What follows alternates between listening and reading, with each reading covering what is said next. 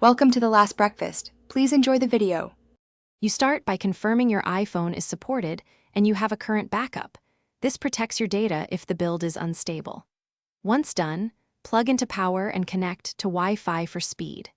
Next, enroll in the Apple Beta software program or sign in to your developer account to download the iOS 19 beta profile.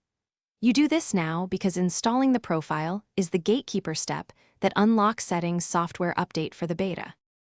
Once you have the profile, tap Install and follow the prompts.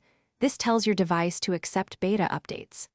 After the installer finishes, make sure to restart your iPhone so it registers with Apple's beta servers.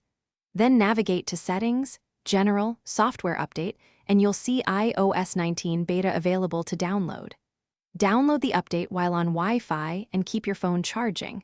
The download and install can take a while, so plan around a stable connection and power source. You tap Install, accept terms, and let the phone reboot to finish iOS 19 installation. Once it boots, complete any setup prompts and check your critical apps. Make sure to use Feedback Assistant to file bugs and include steps to reproduce. That helps Apple improve the beta.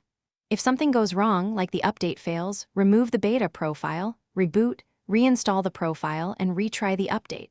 If problems persist, restore from your backup or contact Apple support for recovery guidance. Thanks for watching. If this was helpful, leave a like and consider subscribing. See you next time.